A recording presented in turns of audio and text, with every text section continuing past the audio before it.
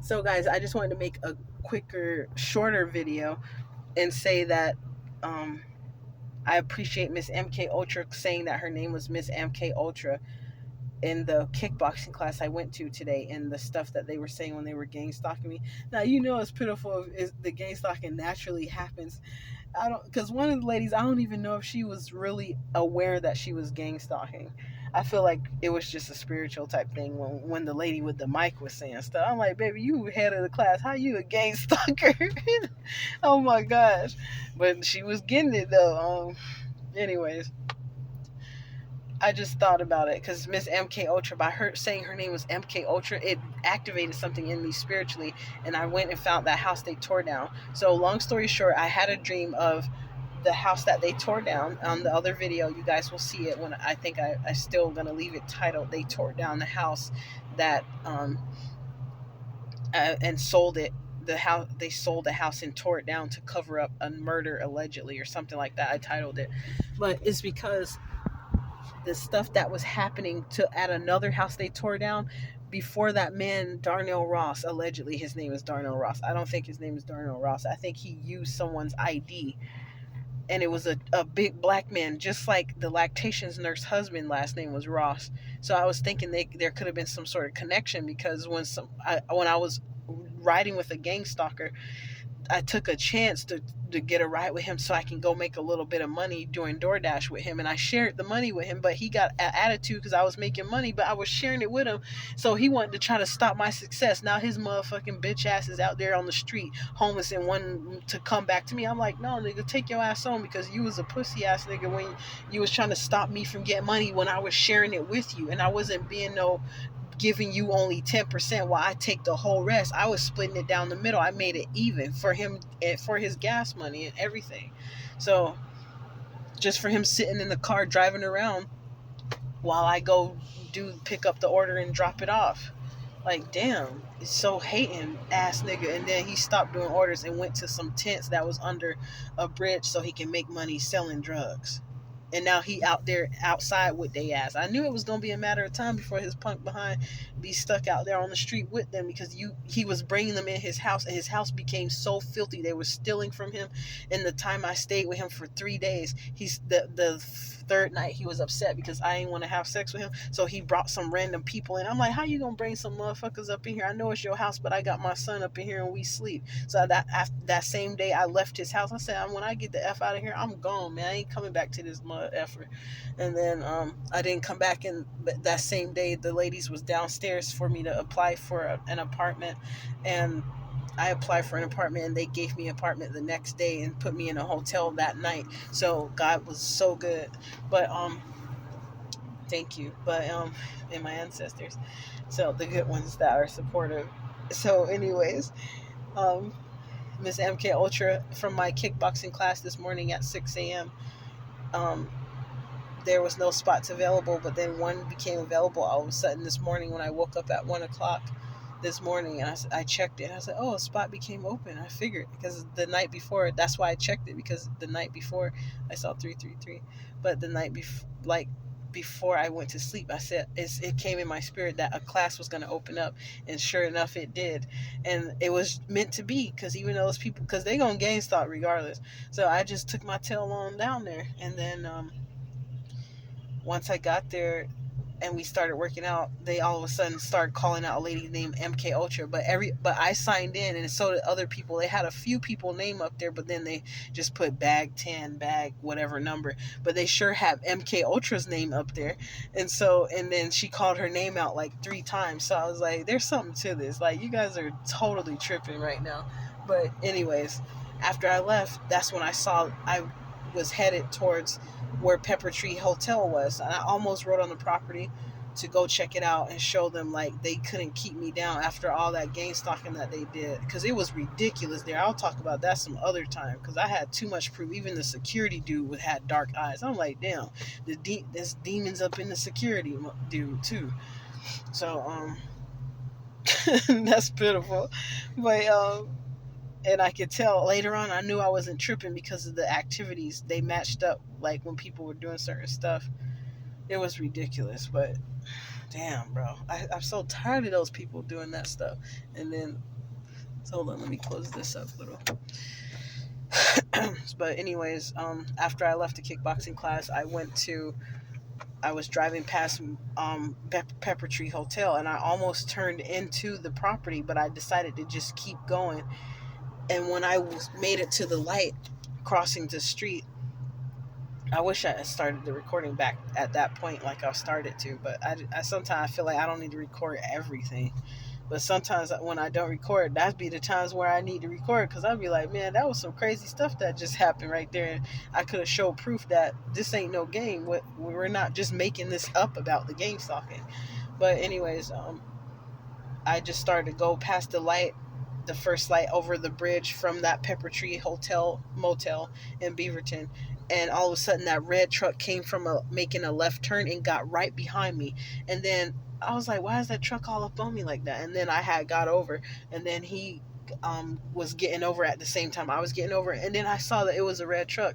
So then, well, it was like a burgundy color, and I said, don't tell me, because I saw that it was a Lincoln truck, and I don't see very many of those trucks, especially not in Portland, but in Hillsboro and Beaverton. In Beaverton area, I saw one, and I said, "Don't tell me that's that same man from a long time ago." And sure enough, it was 333 MYN.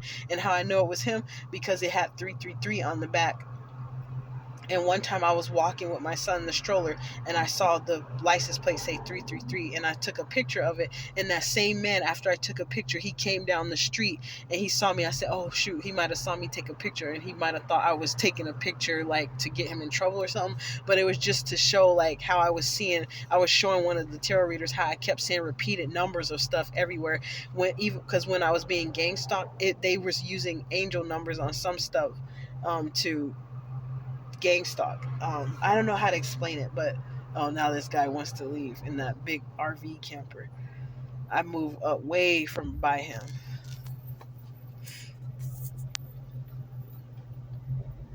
But yeah, I saw the 333 because I wanted to show that he was trying to look in here, because I already knew he was going to try to look in here, y'all.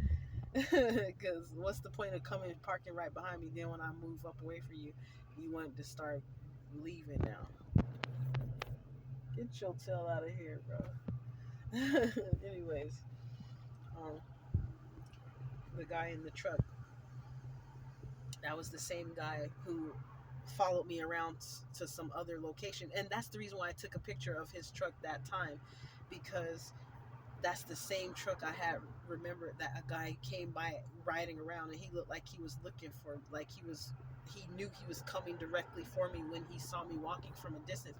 And I was like, why that man keep looking over here at us? And then he turned around and he came, he's like, you guys want to ride or something like that, he said. And then he was insisting on it. I was like, no sir, thank you very much, but thank you. And then I was walking, he's like, you sure? And I was like, yes, I'm sure, thank you. And then he went on. And then one other time I was walking down Allen Boulevard going to my storage, he was pulling up, and I'm like, and then he saw me walking, so he pulled up by a church that's off, I think that's Allen Boulevard. I'm not sure, but it's like when you go, and then it's like this deep curve that dips and curves really sharp, and then you keep going up. It's by, I can't remember the name of that street, but one day I could show it to you guys, because it's not like they can tear that street up like they tear these houses down that quick. But they trying to start changing some of the stuff, and now I see why they make some of the changes that they make, because they're trying to cover up something. Oh shoot, I just remember. So now I know I'm not tripping about the deaths that I saw. People who died deaths already, people who died, I saw their deaths because the energy of those spirits of those people were still hunting the spirits of the people who was gang stalking me and watching me. So anyways, I went to go see that house they was covering up a death in too, because I dreamed of it. I'm like, why am I dreaming about stuff and then seeing it? It kind of pissed me off, because I'm like, I don't want to know this. That explains why the dreams were they felt so real, like I was lucid dreaming, because they were real. It's like I was seeing the stuff in the spirit realm.